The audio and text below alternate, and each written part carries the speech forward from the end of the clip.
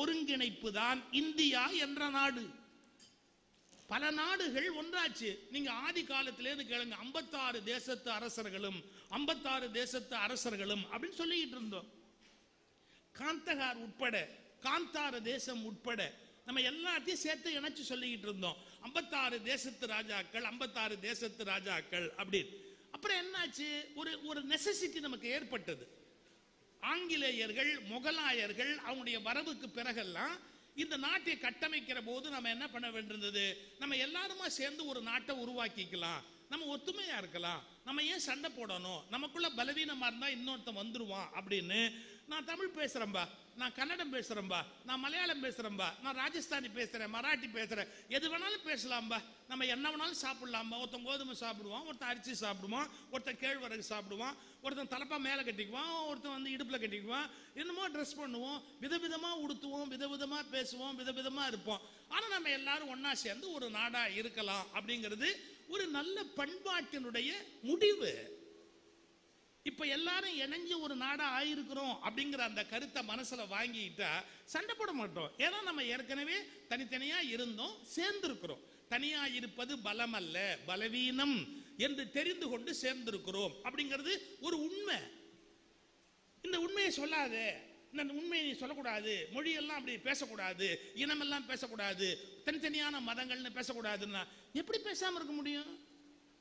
Sir, எங்க பெரியப்பம்பையனாவே இருக்கலாம், என் சொத்துல ஒரு 5 ஏக்கர் ஆட்டையை போட்ட சும்மா இருப்பேனா?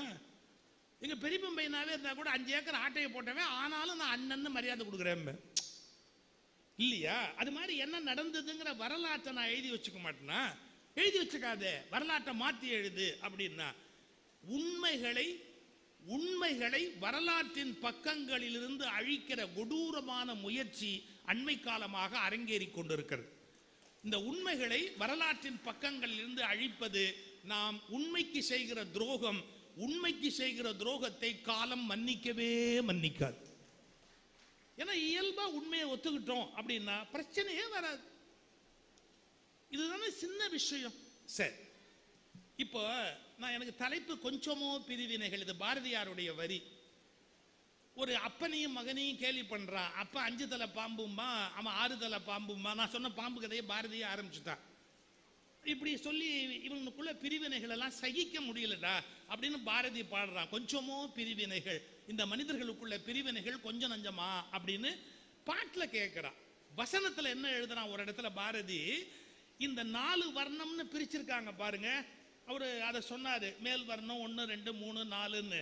அத ஒரு யானைய ஒரு யானைப்பாகன் பேசுறதா பாரதி வச்சுட்டு, இவனுக்கு கொஞ்சமாவது அறிவு இருக்கா, யானையில சூத்திர யானைன்னு ஒண்ணு இருக்குன்னு பேசுறானேன்னு பாரதி கோவப்படுறார். யானையில சூத்திர யானை, யானையில சத்திரிய யானைன்னு பேசுறான், இவனுக்கு அறிவு இருக்கா அப்படின்னு பாரதி வசனத்துல ஒரு இடத்துல கேள்வி கேட்கிறார். அப்ப இந்த மனிதர்கள் எதனாலேயோ பிரிச்சு பிரிச்சு பிரிச்சு பிரிச்சு பார்த்து சமூகம் பலவீனம் அடைகிறது, சமூகம் நாறுகிறது, சமூகம் பகைகளால் வெட்டி சாய்கிறது, சமூகம் நாகரிகமற்ற சமுதாயமாக பிறரால் காரி துப்பப்படுகிறது. சார், இன்னும் ஒரு நாட்டில், இவ்வளவு வளர்ந்த நாட்டில் ஒரு கோயிலுக்குள்ள ஒருத்தர் சாமி கும்பிட்றதுக்கு போக முடியாதுன்னு ஒருத்தன் அடாவடித்தனமா சாதிச்சான்னா வெளியில இருக்கிற மற்றவன் இந்தியாவை பார்த்து காரி துப்ப மாட்டானா? என்னடா நாடு வச்சிருக்கிறீங்க நீங்க?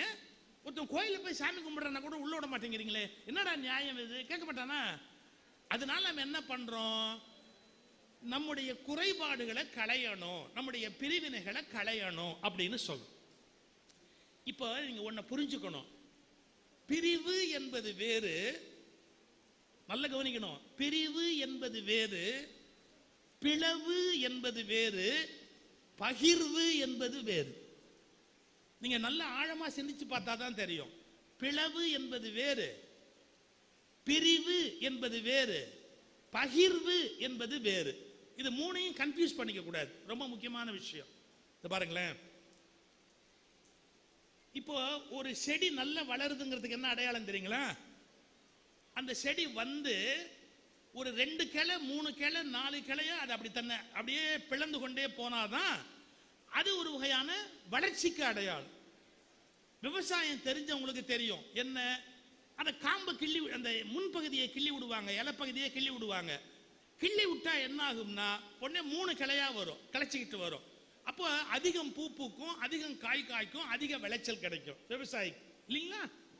அப்போ ஒன்றை கட் பண்ற போது அது 3ஆ விரிஞ்சுக்குது, 5ஆ விரிஞ்சுக்குது அப்படின்னா அது நன்மை தருதா கெடுதல் தருதா?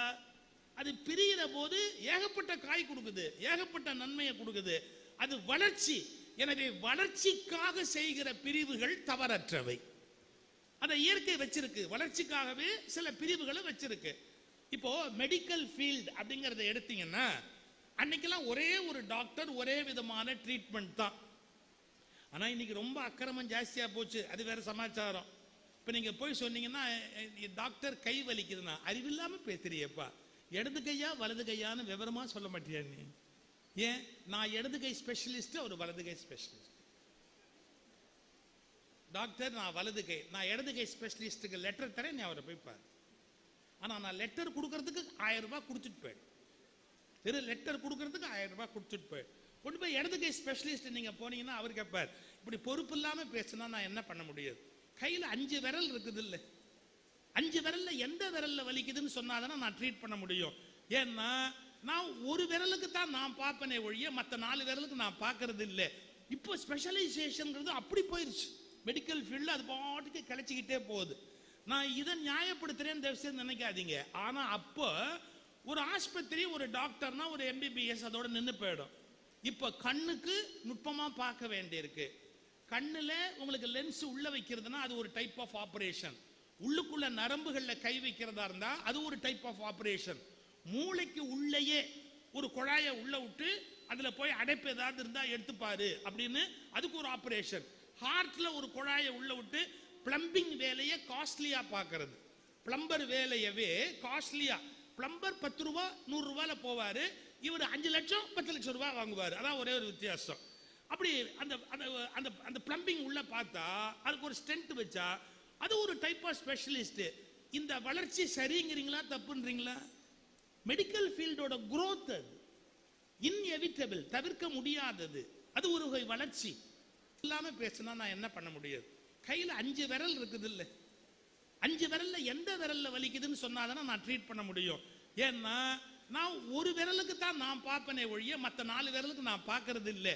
இப்போ ஸ்பெஷலைசேஷன் அப்படி போயிருச்சு மெடிக்கல் ஃபீல்டு, அது பாட்டுக்கு கிடைச்சிக்கிட்டே போகுது. நான் இதை நியாயப்படுத்துறேன்னு தயவுசெய்து நினைக்காதீங்க. ஆனா அப்போ ஒரு ஆஸ்பத்திரி, ஒரு டாக்டர்னா ஒரு MBBS அதோட நின்று போயிடும். இப்போ கண்ணுக்கு நுட்பமா பார்க்க வேண்டியிருக்கு. கண்ணுல உங்களுக்கு லென்ஸ் உள்ள வைக்கிறதுனா அது ஒரு டைப் ஆஃப் ஆபரேஷன். உள்ளுக்குள்ள நரம்புகள்ல கை வைக்கிறதா இருந்தா அது ஒரு டைப் ஆஃப் ஆபரேஷன். மூளைக்கு உள்ளேயே ஒரு குழாயை உள்ள விட்டு அதுல போய் அடைப்பு ஏதாவது இருந்தா எடுத்துப்பாரு அப்படின்னு அதுக்கு ஒரு ஆபரேஷன். ஹார்ட்ல ஒரு குழாயை உள்ள விட்டு பிளம்பிங் வேலையை காஸ்ட்லியா பார்க்கறது. பிளம்பர் வேலையவே காஸ்ட்லியா, பிளம்பர் 10 ரூபா 100 ரூபாயில போவாரு, இவர் 5 லட்சம் 10 லட்சம் ரூபாய் வாங்குவார். அதான் ஒரே ஒரு வித்தியாசம். அப்படி அந்த அந்த அந்த பிளம்பிங் உள்ள பார்த்தா அதுக்கு ஒரு ஸ்டென்ட் வச்சா அது ஒரு டைப் ஆஃப் ஸ்பெஷலிஸ்ட். இந்த வளர்ச்சி சரிங்கிறீங்களா தப்புன்றீங்களா? மெடிக்கல் ஃபீல்டோட growth அது இன்எவிட்டபிள், தவிர்க்க முடியாதது, அது ஒரு வகை வளர்ச்சி.